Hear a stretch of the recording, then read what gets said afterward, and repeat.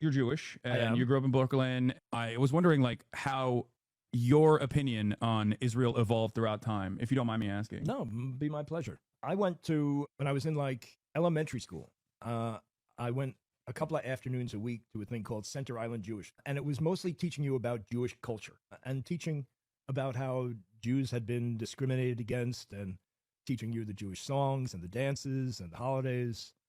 And they also taught us about Israel. And what we were taught was that, after World War II, the Jews needed a homeland, a place they could feel safe, and it was Israel. Israel was created for that purpose, and it was this really shitty land in the desert that nobody wanted and nobody lived on, and that's what they got. And Yeah, a land without people for a people without land. And then the Jews who moved to Israel, with the help of the international Jewish community, ended up creating this very vibrant, highly developed society and culture. What we were told was that the Arab countries, the Arabs who lived around them, were kind of jealous of that culture, that development, that quality of life. So they made war on them. Yeah.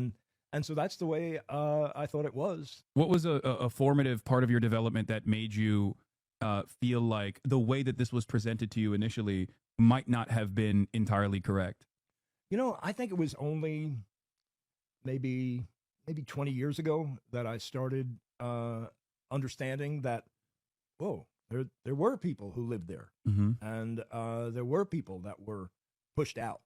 What I believe strongly is that the mothers of people, of kids on one side don't want their kids to die, and they don't want their kids killing the other guy's kids, and I don't know what to do. But the one thing that I know is that you can't mistreat people, that forcing people in Gaza and the West Bank to live in what the UN has called essentially an open-air prison